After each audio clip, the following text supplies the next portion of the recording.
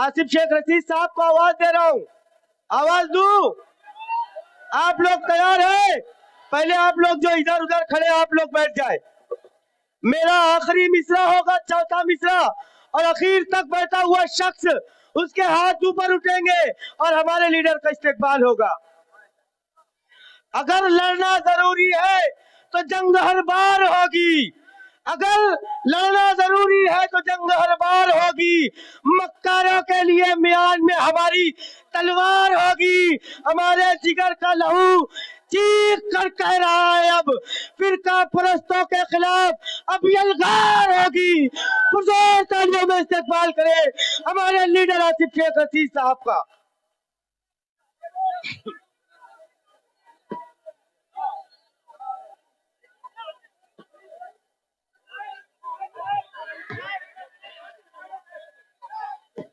ये यहाँ से प्रेस वालों के सामने से सब हट जाओ, या तो बैठ जाओ नीचे। भैया ये टी शर्ट, ये फारन तू हट जा, तुम दोनों हट जाओ यहाँ से। हेलो, अब मत आना मीडिया लोग सामने। भैया थोड़ा सब इधर हो जाओ सर। बिस्मिल्लाहिर्रहमानिर्रहीम। आज के यलगार जलसे आम के सदर मोहतरम शेख रशीद साहब के दोस्त शेख शब्बीर साहब मंच पे तशरीफ फरमा, पार्टी के कौमी सदर नवीद खतीब साहब, पार्टी के शहर के अध्यक्ष इजाज उमर साहब, मंच पे तशरीफ फरमा शेख रशीद साहब के तमामी दोस्त, पार्टी के तमामी जिम्मेदारान, पार्टी के तमामी सेल के सदर व अरकान, तमामी साबिक कॉरपोरेटर और तमामी ख्वाहिशमंद उम्मीदवार, और इस यलगार जलसे के अंदर आए बड़ी तादाद के अंदर तमामी बुजुर्ग हजरात, नौजवान साथी, हमारे मीडिया के तमामी साथी, और जहां तक मेरी आवाज जा रही है, मेरे मोहल्ले की तमामी मेरी माँ और बहनें, दोस्तों और साथियों, सबसे पहले मैं आप तमाम ही लोगों का शुक्रिया अदा करता हूं। आप लोगों ने जलसे को कामयाब किया, मेहनत की, जद्दोजहद की। मैं आप तमाम ही लोगों का बहुत बहुत पार्टी की जानिब से, मेरी जानिब से शुक्रिया अदा करता हूं।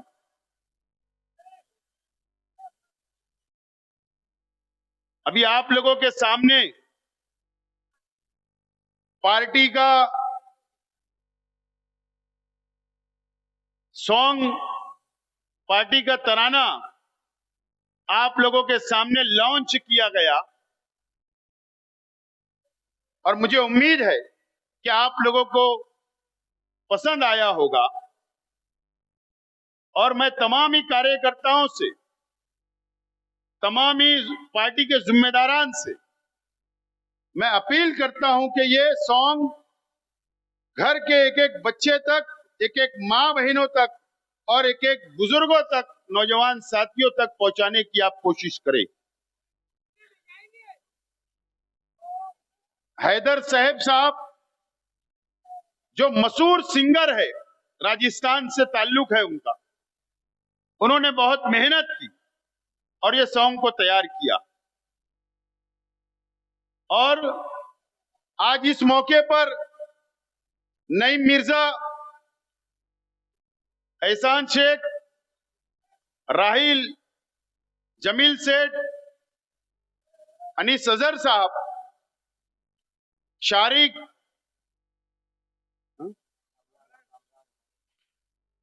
ये तमाम ही लोगों का इस्तकबाल हुआ, लेकिन एक नौजवान साथी जो 8 रोज पहले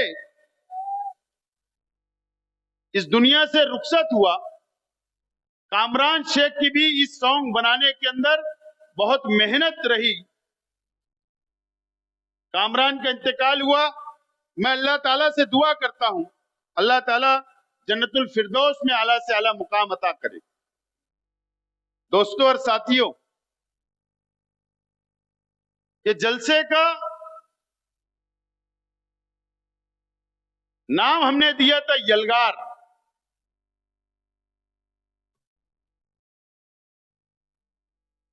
और आप लोगों ने यलगार होर्डिंग के जरिए, बैनर के जरिए, सोशल मीडिया के जरिए आपने यलगार ऐलान कर दिया। ये यलगार फिरका परस्तों के खिलाफ यलगार है, नाइंसाफी के खिलाफ यलगार है। यह हमारा अपना शहर मस्जिद और मीनारों का शहर है। ए भैया हम उस बैठो, मस्जिद और मीनारों का शहर है, खानकाहों का शहर है। हमारा शहर तारीखी शहर है। अल्लाह का करम है कि हर मसलक की जमातें यहां पर काम करती है मुसलमानों की हिफाजत के लिए, दीन के लिए, इस्लाम के लिए। दीन फैलाने का काम ये शहर के अंदर होता है। बैरूनी शहर से यहां पर बच्चे आते हैं, मदरसे के अंदर हाफिज होते हैं, आलिम होते हैं, मुफ्ती होते हैं और शहर से जाते हैं। ये वो मालेगांव शहर है, ये वो मालेगांव शहर है। और आज शहर की आवाम को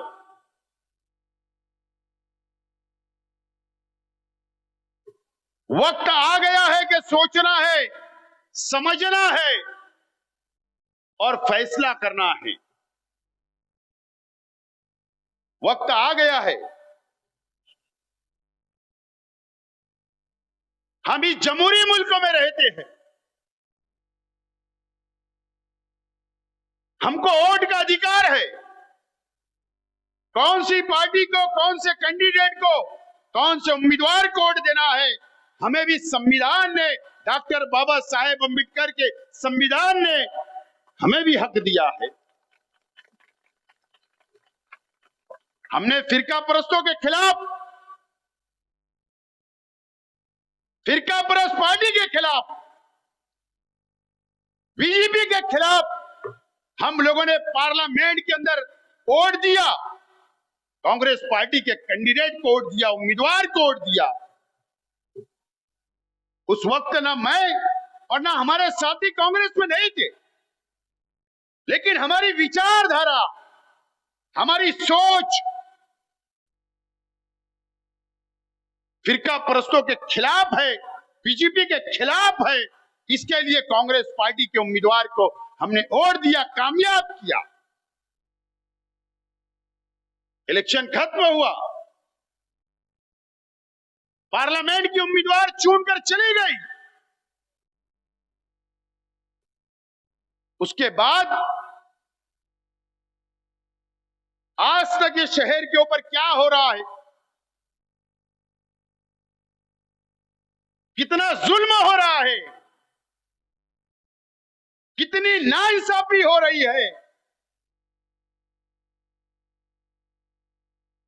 यह आप लोगों को दिख रहा है, समझ रहा है। अगर आज मैं खड़ा हूं आपके सामने, तो इस मोहल्ले के अंदर खड़ा हूं, इस हजार खोली के अंदर खड़ा हूं और तकरीर कर रहा हूं, जहां से शेख रशीद साहब ने अपनी सियासी शुरुआत की, काउंसिलर बने, एक मर्तबा नहीं 2 मर्तबा सदर बल्दिया बने, एमएलए बने, मेयर बने। ये वो मोहल्ला है, ये वो हजार खोली है। और शेख रशीद साहब ने हमें सिखाया है कि फिरका परस्तों के खिलाफ रहना है, उनसे लड़ना है, गरीबों के लिए लड़ना है। शेख रशीद साहब ने हमें सिखाया। आज मैं आपके सामने खड़ा हूं, साबिक एमएलए, माजी आमदार बोलकर खड़ा हूं, एक कार्यकर्ता बन के आपके सामने खड़ा हूं। मेरे पास कोई ओहदा नहीं है, कोई ओहदा नहीं है, ना पार्टी का भी ओहदा नहीं है। आप ही की तरह मैं एक इंसान हूं, आप ही की तरह कार्यकर्ता हूं।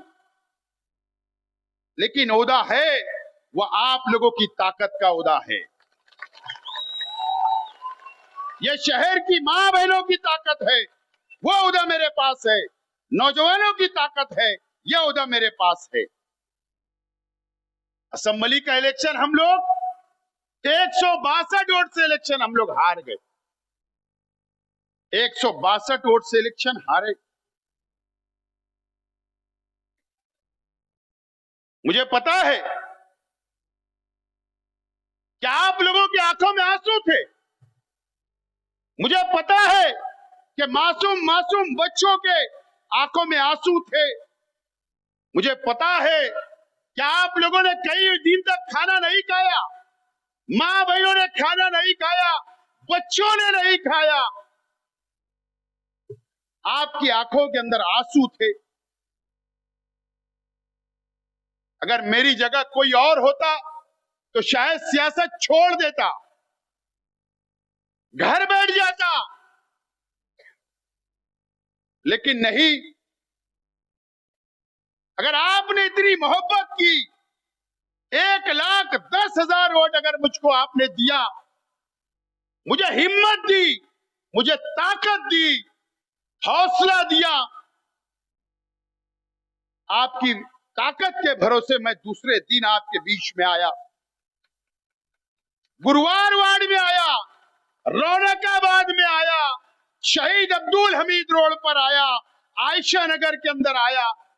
और आपने जो उस वक्त हौसला दिया, मुझे ताकत मिली, मुझे हौसला मिला, मैं दोबारा खड़ा हो गया हूं। लेकिन क्या आपको पता है, क्या आपको पता है कि जो बीजेपी चाहती थी, जो आरएसएस चाहती थी, जो फिरका परस्त पार्टियां चाहती थी, वही हुआ असेंबली के अंदर। मुझको हराने के लिए नागपुर से पैसा आता है हमारे मुखालिफ कैंडिडेट के पास। मुझको हराने के लिए हमारे मालेगांव तालुके से पैसा आता है। मुझको हराने के लिए, मुझको हराने के लिए नांदगांव से पैसा आता है। मुझको हराने के लिए शिरपुर से पैसा आता है। मुझको हराने के लिए थाने से पैसा आता है। पैसे के दम पर, पैसे की ताकत पर मुझको हरा दिया गया और हम हार गए। क्यों? क्या वजह है कि शेख आसिफ को हराने के लिए इतनी ताकतें लगी, इतनी ताकतें? क्या वजह है? उसकी वजह सिर्फ एक है कि 2014 से लेकर 2019 तक मैं एमएलए था, असेंबली के अंदर खामोश नहीं था। फिरका परस्तों के खिलाफ वहां पर भी मैं लड़ा, आरएसएस के खिलाफ वहां पर भी मैं लड़ा। मॉब लिंचिंग जहां पर मुसलमानों और दलित भाइयों के ऊपर हुई, उनके खिलाफ मैंने फिरका परस्तों के खिलाफ वहां पर भी आवाज उठाई। अजान पे पाबंदी की बात आई तो शेख आसिफ ने आवाज उठाई। जमीयतुल उलमा पे पाबंदी की बात आई तो शेख आसिफ ने आवाज उठाई। यही वजह थे कि शेख आसिफ नहीं चलेगा, इसको हरा दिया जाए। और रुपया, पैसा, ताकत सब इस्तेमाल हुआ और मैं हार गया और आप हार गए, ये शहर हार गया, आसिफ साहब आगे बढ़ो। ये शहर हार गया। ए भैया, ये शहर हार गया। आप भैया, आप मेहरबानी करके नारे मत लगाओ। ये शहर हार गया, आप हार गए, हम हार गए। मुझे बताइए, मेरा सवाल है, मैं भी मुसलमान, आप भी मुसलमान हो, मुझे बताइए कि असेंबली हारने के बाद क्या हुआ? असेंबली हारने के बाद जो बीजेपी चाहती थी, जो आरएसएस चाहती थी, जो फिरका परस्त पार्टियां चाहती थी कि शेख आसिफ को रास्ते से हटा दो, हमारा रास्ता साफ हो जाएगा, वही हो रहा है आज इस शहर के अंदर, वही हो रहा है इस शहर के अंदर। क्या हुआ? हम पे इल्जाम आया बांग्लादेशी का, रोहिंग्या का। यह बीजेपी की सरकार ने एसआईटी बना दी। मेरे घर की मां बहनें जेल में नहीं गई थी, हम बैठे हुए, हमारी मां बहनें नहीं गई थी। तकरीबन 8 महीना बुजुर्गों, उम्र में से मेरे से बड़े 3 हमारी कौम की मां जेल के अंदर 8 महीना गुजार के आई, 8 महीना।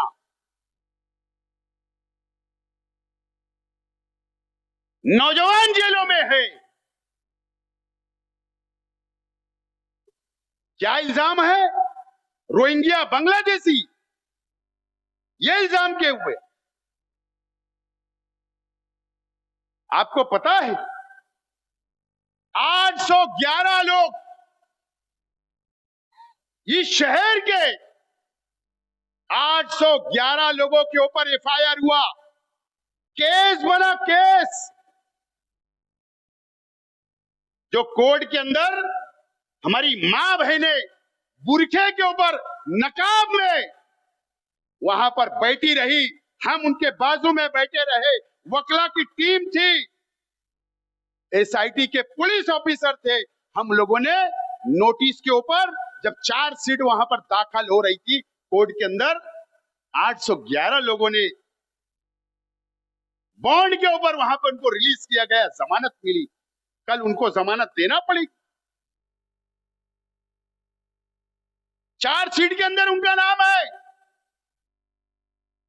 उनको आरोपी बताया गया। ये वो शहर के लोग हैं 811। क्या वो मेरी पार्टी के?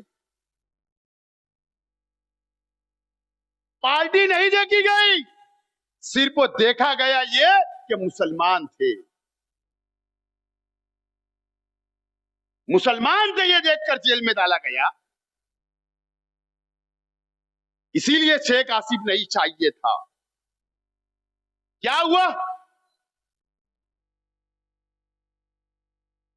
याद रखना, जो अभी तहसीलदार से जो नोटिसें आ रही है ना जन्म दाखिला जमा कराने की, आप क्या समझते हो? जन्म दाखिला जमा कराने की जो नोटिसें आ रही, अगर हमने नोटिस नहीं जमा कराई तो पता है, अगर 50 लोग हो, 100 लोग हो, 200 लोग हो, 500 लोग हो, क्या होगा पता है? उनके आधार कार्ड रद्द हो गए, उनका राशन कार्ड रद्द होगा, उनकी वोट रद्द होगी और उनको फरार घोषित कर दिया जाएगा। हो सकता है कि मरकजी हुकूमत ये फैसला कर लेवे कि वो हिंदुस्तान के नागरिक नहीं थे, रहवासी नहीं थे, ये भी फैसला हो सकता।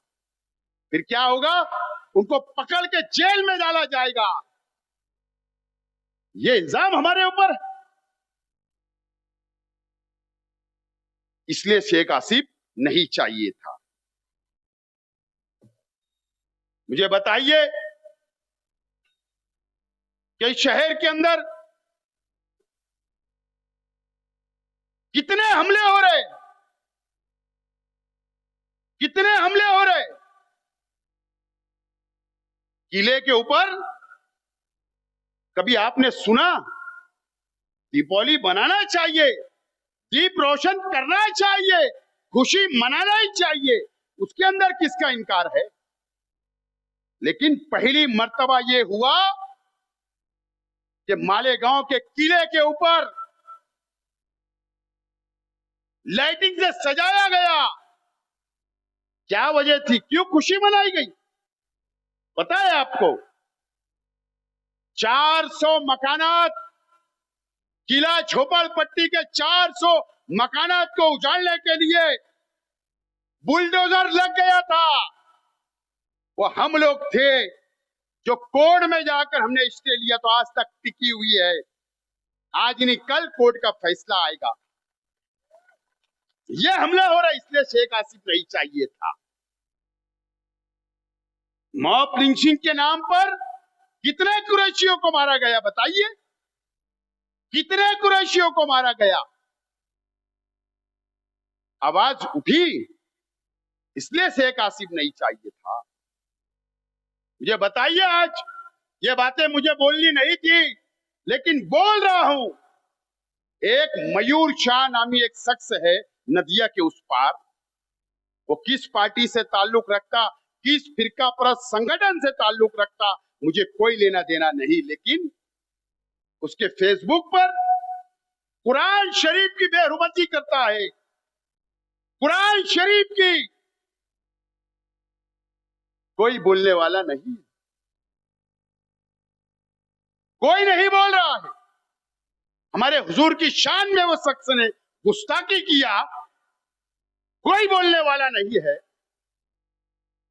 शहर खामोश है, इसीलिए शेख आसिफ नहीं चाहिए था।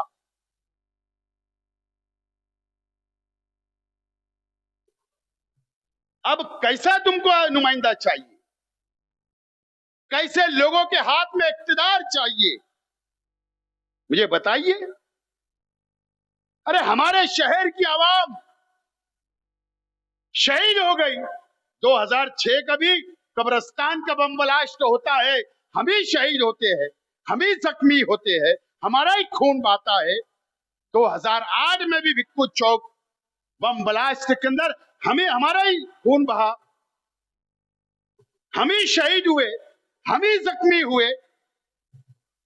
साध्वी प्रज्ञा सिंह ठाकुर, कर्नल पुरोहित की तो प्रमोशन हो गया, बाइज्जत बरी हो गए, बाइज्जत बरी। क्या हुआ बताइए मुझे। शहर खामोश है। हमारे तालुके के लीडरान ने खुशी मनाई, खुशी, जल्लोष किया, फटाके फोड़े गए और लीडरान ने बयान दिया खुशी से कि यह तो होना ही था। ऐसी कैसा भाईचारे की बात होती है शहर में। ये शहर देख रहा है अपनी आंखों से, क्यों हमारा ज़मीर जिंदा नहीं हो रहा। उसके बावजूद भी ये शहर खामोश है, देख रहा है, कोई बोलने वाला नहीं। मुझे बताइए, अल्लाह का करम है, उस खानदेश के जामनेर शहर के से 25 किलोमीटर दूर एक बेटावत देहात था।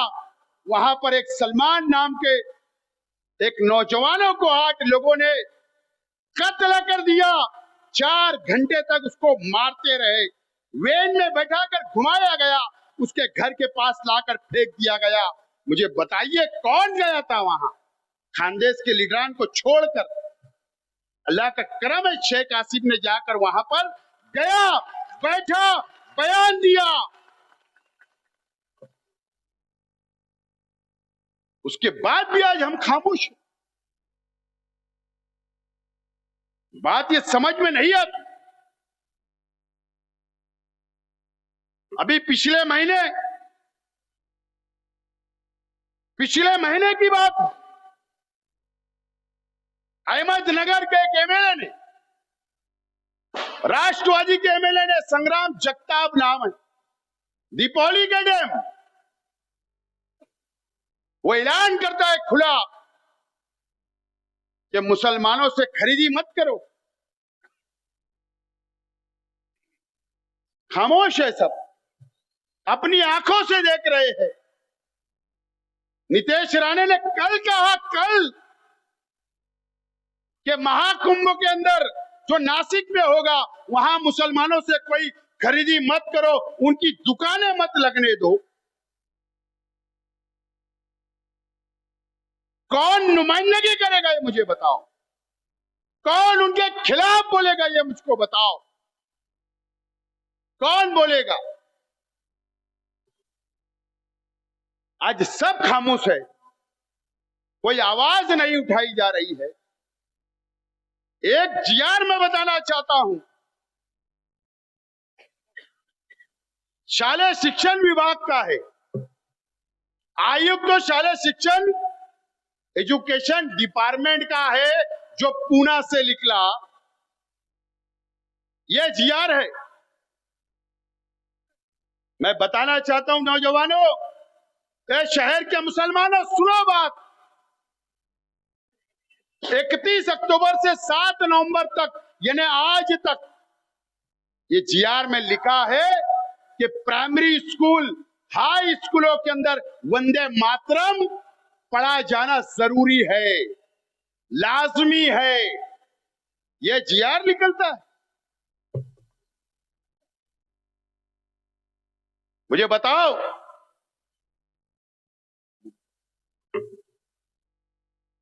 अरे वो बुक मुझे बताइए आप,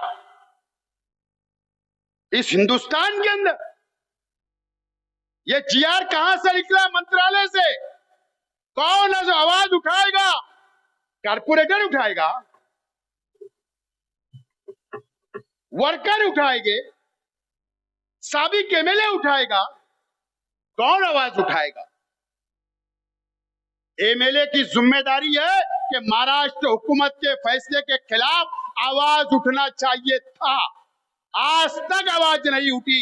हम ये संविधान को मानते हैं, भारत रत्न डॉक्टर बाबा साहेब अम्बेडकर के संविधान को मानने वाले लोग हैं हम। इसमें कहां लिखा है मुझे बताओ कि तुम जबरदस्ती कर सकते हो? कहां लिखा है बताइए आप? सुप्रीम कोर्ट का फैसला है कि किसी भी मजहब के लोगों को, कोई भी धर्म के लोगों को जोर जबरदस्ती नहीं की जा सकती। जबरदस्ती तुमको वंदे मातरम नहीं पढ़ाया जा सकता। आज मैं बोलता हूं कि मैं वंदे मातरम नहीं पढ़ूंगा। क्या करना? हाँ, इस हिंदुस्तान से मैं मोहब्बत करता हूं। हाँ, मैं इस डॉक्टर बाबा साहेब अम्बेडकर के संविधान को मानता हूं, आइन को मानता हूं। कोई जबरदस्ती नहीं कर सकता। मुझे बताओ, कौन आवाज उठाएगा? ये शिक्षण विभाग का है। ये सिर्फ 7 दिन के लिए निकला, लेकिन कल अगर कंपलसरी लागू कर दिया जाएगा और अगर वीडियो शूटिंग की जाएगी हमारे स्कूलों के अंदर, उर्दू स्कूलों के अंदर हमारे बच्चों से वंदे मातरम कहलाया जाएगा, कौन आवाज उठाएगा? कौन लड़ेगा? मुझे बताइए आप। हमारे शहर के एमएलए खामोश है। वहां कोई पार्टी देख के बच्चे स्कूल नहीं जाते कि शेख आसिफ को मानने वाले बच्चों से पढ़ाया जाएगा। सिर्फ ये देखा जाएगा कि मुसलमान है, पढ़ो। क्या करोगे? इसका जवाब कौन देगा? ये शहर को सोचना है, समझना है। अब मैं सवाल करता हूं शहर की आवाम से, शहर के उलमाओं से, शहर के दीनी तंजीमों से, शहर के बुनकरों से। ठीक है, मुझको हरा दिए, आपको मुबारक हो। क्या समझ के हरा है मुझे नहीं पता, ना मैं जानना भी नहीं चाहता हूं, मैं जानना भी नहीं चाहता हूं। लेकिन मेरा सवाल है, इसका जवाब मुझे चाहिए। ये शहर को कौन बचाएगा? ये शहर को कौन संभालेगा? ये शहर की आवाम के लिए कौन लड़ेगा?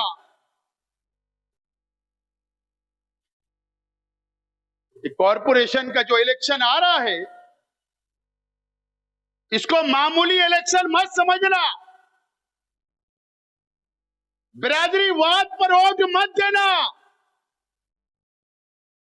मसलकी बुनियाद पर वोट मत देना, रिश्तेदारी की बुनियाद पर वोट मत देना। अगर ये शहर को बचाना चाहते हो तो आप हक पर आपको वोट देना पड़ेगा। कौन बचाएगा? याद रखना, अगर एसआईटी बनी है तो 4000 अगर दाखले, अगर नोटिस मिलती है रोहिंग्या और बांग्लादेशी का इल्जाम लगाकर, यह हल कैसे होगा? जन्म का दाखला कहां बनता है? मैयत का दाखला कहां से मिलता है? कॉरपोरेशन से। मस्जिदों का परमिशन कहां से मिलता है? कॉरपोरेशन से। तुम्हारे मकानात के परमिशन कहां से मिलते हैं? कॉरपोरेशन से। तुम्हारे कारखाने के परमिशन कहां से मिलते? कॉरपोरेशन से। घर का परमिशन कहां मिलता? कॉरपोरेशन से। हर चीज कॉरपोरेशन से होती है। और ये जो आफत आई है, ये मुसीबत आई है, ये बोबड़ा किरीट सुमैया और ये फिरका परस्तों से अगर कोई लड़ सकता है, अगर आप लोग इस शहर की आवाम अगर इक्तदार हमको देगी, इस्लाम पार्टी का मेयर अगर आप बनाओगे, मैं वादा करता हूं कि जितनी मुसीबतें जन्म दाखिले पर आई, एसआईटी लगी, हर मसले का हल अल्लाह का करम है कि शेख आसिफ है और शेख आसिफ की पार्टी। याद रखना इस शहर की आवाम। तो आप समझेंगे 4000 लोगों में हमारी क्या मां बहनों को नोटिस आई, कहा हमारे घर वालों को नोटिस आई? तो ऐसा नहीं है। अगर 4000 लोग निकल सकते, वो नोटिस दे सकते हैं, तो वो कई हजारों का राशन कार्ड भी चेक कर सकते हैं। ऐसा जीआर हुकूमत महाराष्ट्र ने निकाला है और किरीट सुमैया के बोलने पर निकाला है। हमारे राशन कार्ड भी चेक हो गए। ये शहर को बर्बाद करने के लिए फिरका परस्त तैयार है। मैंने कहा शुरुआत में कि ठाणे से पैसा आया, नागपुर से आया और जगह से मुझे हराने के लिए पैसा आया है। एक डील और हुई। क्या हुआ? एक डील और हुई। वार्ड नंबर 4 को तोड़ दिया गया। आज बोल रहा हूं, अजंग वड़ेल में भी मीटिंगें हुई, मुंबई में भी मीटिंगें हुई और यह डील हुई कि वार्ड नंबर 4 में 2 आजाद उम्मीदवार हजरत के रहेंगे और 2 दूसरी पार्टी के उम्मीदवार रहेंगे आजाद। तुम मुसलमानों की वोट देना, हम हमारी वोट तुमको पलटाओगे। क्या होगा? 2 मुसलमानों की मेंबर हमारे कम, 2 हमारी पार्टी के मेंबर हिंदू भाई कम, 2-2 का बंटवारा हो गया। वार्ड नंबर 2 का वार्ड तोड़ा गया।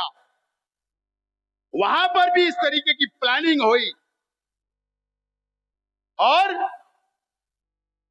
ये शहर में आज बोल रहा हूं मीडिया के सामने, देखना कारपोरेशन के चुनाव में,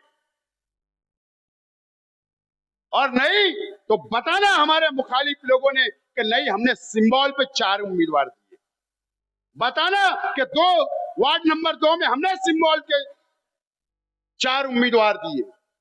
तो आज मैं बोलता हूं शेख आसिफ के चारों सिंबल के उम्मीदवार दूंगा, और ऐसा नहीं है हिंदू भाई भी दूंगा, दलित भाइयों को भी दूंगा 2 नंबर में। लेकिन प्लानिंग हो गई कि शेख आसिफ को अब असेंबली से हटाए, एमएलए नहीं बनने दिया गया, अब कारपोरेशन का इक्तिदार भी इसको मत दो। अगर इसको कारपोरेशन का इक्तिदार दिए तो ये सब चीज को रोकेगा, हर मुसीबत को रोकेगा, ढाई बन के खड़ा रहेगा। इसके लिए कारपोरेशन भी इससे छीन ली जाए, इस तरीके की प्लानिंग स्क्रिप्ट लिखी जा चुकी है, स्क्रिप्ट लिखी जा चुकी है। मैं झूठ नहीं बोलता हूं, जब भी बोलता हूं सबूत के बुनियाद पर, दलील के बुनियाद पर शेख आसिफ बात करता है। ये बात आप याद रखना मेरे शहर की आवाम। मेरा क्या होगा, मुझे बताइए क्या होगा अगर शहर की आवाम फैसला कर ले कि नहीं शेख आसिफ को इख्तियार नहीं देना है, नई इस्लाम पार्टी को इख्तियार नहीं देना है, तो क्या होगा? जितने भी चुन के आएंगे अपोजिशन में बैठेंगे, आवाज उठाएंगे, लेकिन ये शहर बर्बाद होगा, शहर के ऊपर मुसीबतें आएगी, सेंट्रल गवर्नमेंट भी मुसीबत लाएगी, रियासती हुकूमत भी मुसीबत लाएगी। कौन लड़ेगा? एक शख्स को एमएलए बनाया गया, साल भर खामोश है, एक आवाज नहीं, असेंबली में बोलना नहीं है, सिर्फ डीलिंग करना है और डीलिंग करके काम करना है। और ये इलेक्शन असेंबली से बड़ा इलेक्शन है, बड़ा इलेक्शन है। अगर मुझे लालूच होती ना मेयर बनने की, तो शेख आसिफ ऐलान कर देता था कि मैं हाँ कारपोरेशन का इलेक्शन लड़ूंगा, लेकिन मैंने फैसला किया हूं कि मैं कारपोरेशन का इलेक्शन नहीं लड़ूंगा, मैं सब लोगों को लड़ाने का काम करने वाला हूं और इनका साथ खड़े रहकर ये फिरका परस्तों से मुकाबला करना चाहता हूं। लेकिन मुझे शेख रशीद साहब ने, हम सब जिम्मेदारों को, तमाम ही हमारे पार्टी के वर्करों को और मेरे परिवार को शेख रशीद साहब ने झुकने वाला नहीं बनाया। और अल्लाह का करम है, फिरका परस्तों के सामने ना मैं झुकूंगा, ना मैं डरूंगा, बल्कि यलगार करूंगा, लेकिन मैं इनके सामने डरने वाला या झुकने वाला नहीं है। मैं एक बात याद रखूं, क्या होगा मुझे बताइए, मुझे बताइए। मेरे घर के लोग यहां बैठे, मेरे परिवार के लोग बैठे, मुझे बताइए हमारी ठेकेदारी है कारपोरेशन में, हम क्या ठेकेदार है? मैं तो आज के एमएलए साहब से कहूंगा, अगर आपका जमीर जिंदा होगा तो बताइए आप ये शहर को कि असेंबली के इलेक्शन के वक्त आपके फर्जंद को, एंड इलेक्शन के वक्त आपके फर्जंद को गाड़ी में किसने बैठाकर, कट्टा लगाकर पैसे के लिए किसने उठाकर लेकर गया था? बताइए ना। अगर कोई उनके ही पार्टी के लोगों से कोई एमएलए डर सकता है, डरता है, तो आपको तो कभी भी ये बेच डालेंगे। नहीं तो इन्होंने, आप बताना इस शहर की आवाम को, बताना क्या हुआ था तुम्हारे फर्जंद के साथ, क्या हुआ था, आप क्या दबी है आपकी, क्या आपकी कमजोरी है? पुलिस डिपार्टमेंट को भी यह जानकारी है। अगर एमएलए का लड़का महफूज नहीं है, वो अपने बच्चों की हिफाजत नहीं कर सकते, तो शहर की आवाम की क्या हिफाजत करेंगे? क्या हिफाजत करेंगे? बाकी जाने जो कौन जेल में है, क्या हुआ, इस पे मुझे बहस नहीं करना है। हम उस रास्ते से नहीं जाना चाहते। आज मेरी लड़ाई, मेरे पार्टी के वर्करों की लड़ाई, मेरे पार्टी के जिम्मेदारों की लड़ाई आज इन लोगों से नहीं है। हमारी लड़ाई फिरका परस्त ताकतों से है, जो भगवाकरण करना चाहते हैं, जो हिंदू राष्ट्र बनाना चाहते हैं, जो सेकुलरिज्म को खत्म करना चाहते हैं, ये जो शहर को बर्बाद करना चाहते हैं। हमारी लड़ाई उनसे है, उनसे लड़ना है और जीतना है। मैंने कहा ना, मेरा क्या होगा मेरे परिवार का। अगर आपने फैसला कर दिया कि कारपोरेशन भी तुमको नहीं, तो घर बैठेंगे, परिवार संभालेंगे, कारोबार करेंगे, लेकिन फैसला आपके ऊपर। ये बहुत बड़ा इलेक्शन हमारे सामने है। गुरुवार वार्ड के लोग यहां बैठे, वहां पर अखाड़ा भी है, पहलवान भी बहुत है।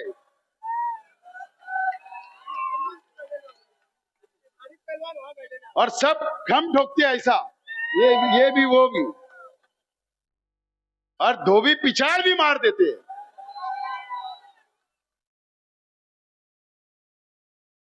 किसी से डरने की जरूरत नहीं, अल्लाह से डरो,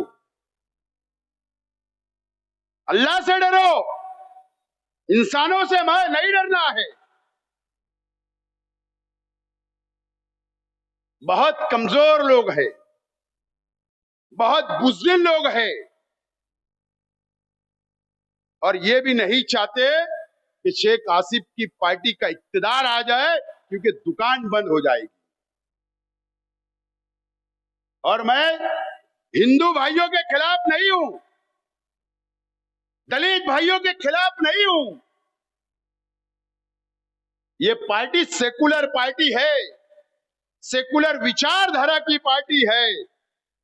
मैं अगर यहां सीट लड़ा रहा हूं, तो नदिया के उस पार भी उम्मीदवार मेरे तैयार है, तैयार। सिर्फ दलित भाई नहीं, हिंदू भाई भी तैयार है, हर धर्म के लोग तैयार है, पसंद कर रहे हैं। वो चाहते कि ताकतवर लीडरों के साथ खड़े रहना है, लड़ने वाले लीडरों के साथ खड़ा रहना है।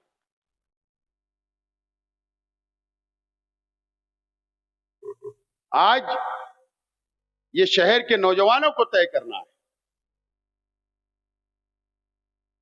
मुसीबत आएगी तो कोई एक बिरादरी के ऊपर नहीं आएगी, मुसलमानों पर आएगी। मुसीबत आएगी तो कोई मजहबी तंजीम एक के ऊपर नहीं आएगी, तमाम लोगों के ऊपर आएगी। मुसीबत आएगी तो मुसलमान मां बहनों के ऊपर आएगी। याद रखना मेरी बात। और आज ये यलगार है, यलगार का ऐलान हो चुका है, और यही नारा लेकर कारपोरेशन के अंदर हम लोग कूदने वाले हैं, मैदान में आने वाले हैं। आप लोग पूरी तरीके से तैयार रहे सियासी जंग लड़ने के लिए, फिरका परस्तों के खिलाफ। और मैं आज आपसे अपील करता हूं कि पार्टी का उम्मीदवार जो होगा, पार्टी जिसको टिकट देगी, आपको उसके साथ रहना है। पार्टी अभी पार्लियामेंट्री बोर्ड बनेगा, उम्मीदवारों के इंटरव्यू लेगी, उनका जायजा लेगी, और उसके बाद फैसला करेगी। और एक बात, हमने अगर समाजवादी पार्टी से इत्तेहाद की बात चलाई है, बात चल रही है, बात 90% अगर हो गई है, तो हमारी एक शरायत हमने रखी है। वो ये शरायत है कि हमारी सटिंग सीट 2017 में जो हमारे कॉर्पोरेटर चुन कर आए थे, वहां पर इत्तेहाद नहीं होगा, वहां हम ही लड़ने वाले हैं। और जब तक पार्टी का आदेश नहीं होगा, आपको किसी की मीटिंग में अभी जाना नहीं है। मैं एकदम साफ बोल रहा हूं। बहरहाल आज मुझे जो बातें कहनी थी मैंने आधी बोला हूं। वक्त खत्म हो रहा है। आपने जलसे को कामयाब किया इतनी बड़ी तादाद के अंदर आकर, लेकिन अब आपको यहां से जाकर गली गली घर घर सबको समझाना है और इस्लाम पार्टी का मेयर बनाना है। बहुत बहुत शुक्रिया। खुदा हाफिज। अस्सलाम वालेकुम। इस्लाम पार्टी, इस्लाम पार्टी। सॉन्ग बजाओ, सॉन्ग चालू करो, सॉन्ग।